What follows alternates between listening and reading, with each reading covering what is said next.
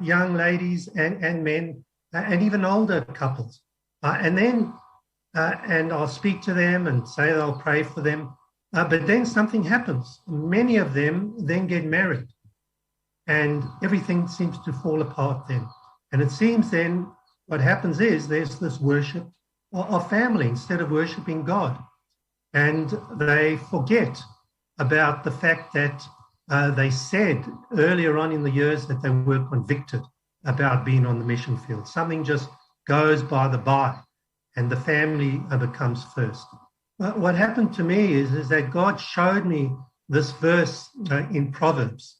It's Proverbs 29:18, which I know it's a little bit taken out of context, but it says, where there's no vision, the people perish. That word perish means to be loosened.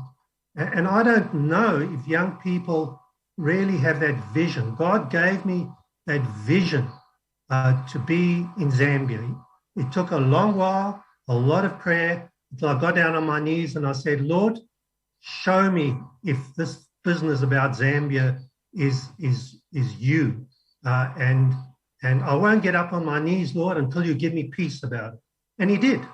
And it was a most wonderful thing when Christ showed me that this was my life's work. I don't know if people are prepared to do that. And he gave me this vision. And so many things happened before we got on the mission field and on the mission field that might have made me say, oh, Lord, that's a sign that I should leave. But he had given me this vision. And so my prayer is that God will give you people, that you'll get serious with God, and that he will give you that vision, because there are too few missionaries on the mission field. If our message was work salvation, we'd have a lot more missionaries. Here in Umpulungu, Islam is really taking hold. Today, more and more people are being taken over into Islam. There's maybe 20 missionaries here in Umpulungu of a population of maybe 20 to 30,000 in the region. But we are the only people that we know that are in this area, that in Umpulungu, that are getting the gospel out, that it's not work salvation, it's salvation by grace through faith. So because it's not work salvation, there's not a lot of missionaries, because people have got their salvation, they know they're going to heaven. Well, that's the way it is. But to me, we are not being serious with God. The Lord tells us in Luke 14 that unless we prepare to forsake everything, our family, our children, whatever, unless we prepared not to have any idols in our lives, we cannot be a disciple of Christ. And that, to me, is the answer, to take up our cross daily. And whatever it is that God would have, yes, it might be to be in the local church there in Queanbeyan. But there looks like quite a lot of people there. That seems to be quite a lot of people to get the gospel out just in Queanbeyan. Surely there are people there that are not obeying what God would have for them. So I think that's probably enough. Thank you for being patient and listening. Brother, would you, if you wouldn't mind me asking how old you are?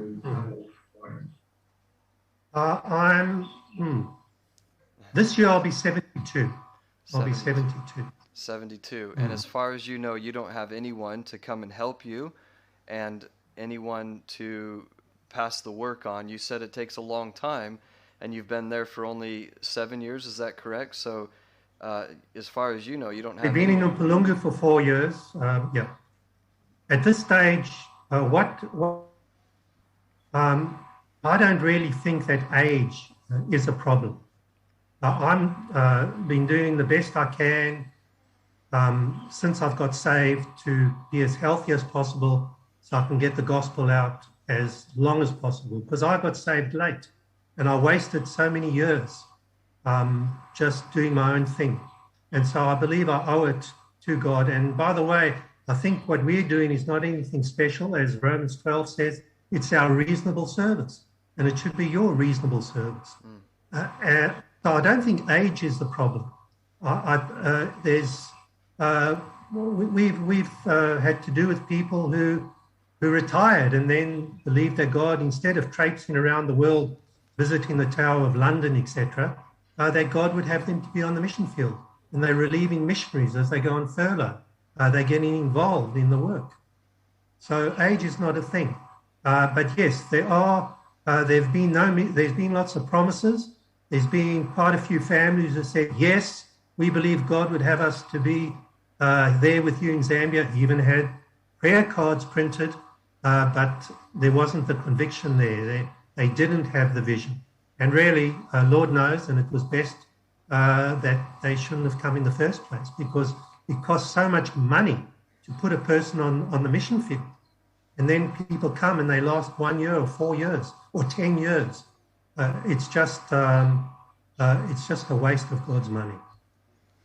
So yeah, we do pray for labourers. We do pray for labourers, for people to come and help.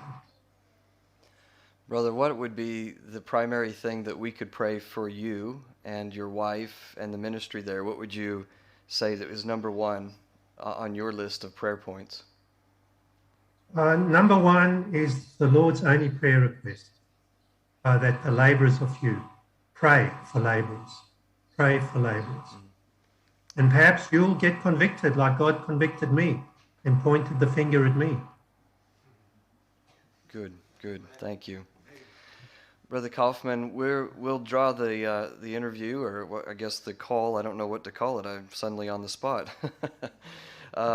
We'll draw this to a close, but would you just pray for us before we dismiss? And I sure do appreciate your time, and we will stay in touch, obviously. But thank you for taking the time to do this today. Would you mind praying for us before we close the call? Sure. Thank you for having me. Thank you, everybody, for listening. Really appreciate it. Let's pray. Thank you. Father, we give you thanks and praise for this time that we can communicate with each other. Such a wonderful thing that you've given us each other, brothers and sisters in the Lord, and that we can have this time, Father. Thank you for people's prayers, for their support, that they do have a burden for the work in Zambia. And we give you thanks for that. We thank you that there are people on their knees knowing that they cannot be on the mission field for one reason or another, but they're there with us in prayer, and we give you thanks for that. We thank you for those so many people that have sacrificed financially for us to be on the field. Father, it's such a privilege to know that people have given up in order that we can get the gospel out here. And we thank you for that. Father, our heart is burdened for the people in Zambia and for so many countries in the world that have never heard. Father, there's country after country where the simple message of salvation by grace through faith is not being heard by people. So, Father, I pray that you work in each heart that is within hearing of this prayer tonight, Father, as your Spirit works in them, that, Father, you'll make them miserable, that, Father, you'll make them not be able to stop until they know what you'd have for them as their life work, that you'd give them this vision, Father, of being on the mission field, that you'd help them to understand that the time is short and that you're not willing that any should perish. Father, you've told us to go out into all the world and preach the gospel, but not only to preach the gospel, but to teach, Father, and make disciples. And Father, you know what work that takes, and you know what time that takes. Father, working in Christ's name. Amen. Thank you, Brother Kaufmann. I'm going to let everybody just kind of give you a wave and say goodbye and their thanks. All right. God bless you. Thank you so much. Lord bless. Bye now. All right. Excellent. Thank you. Okay, we're going to have, you can join us if you can't get switched off. You can join us for the next song.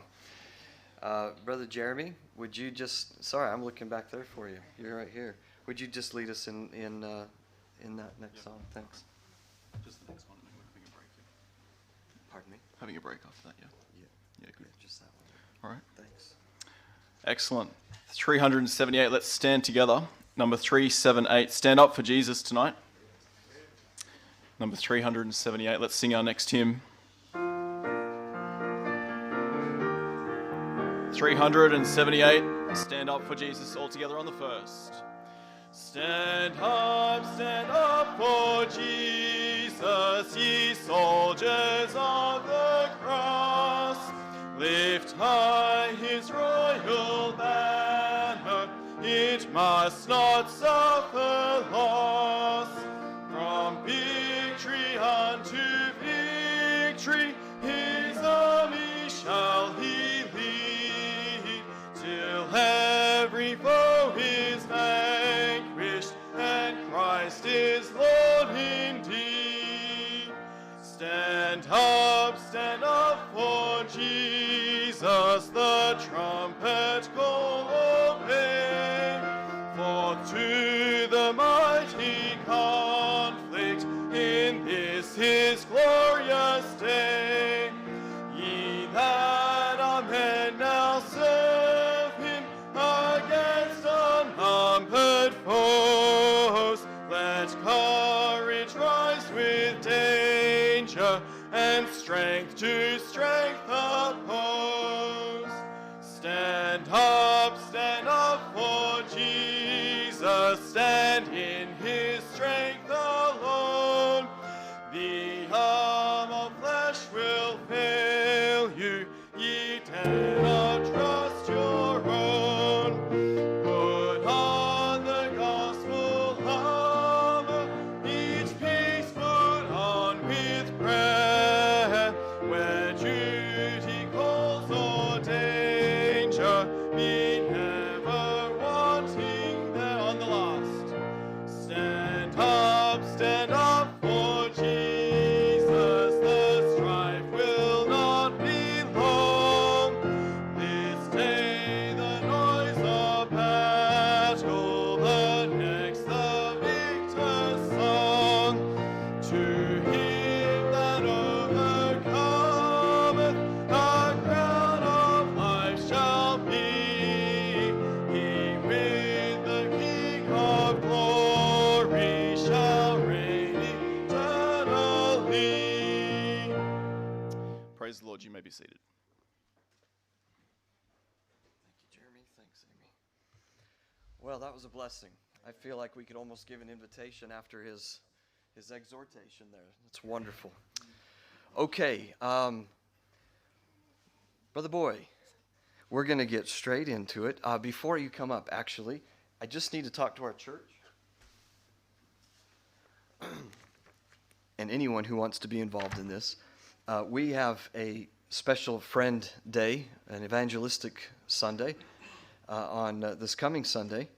And so some of you have written down people that you've invited. We have their names here.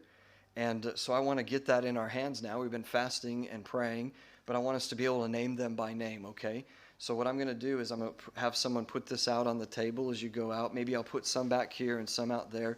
And please take those and be in prayer for these names now for the rest of this week, that God will bring them and then they'll be saved, okay? Let's pray for that this week.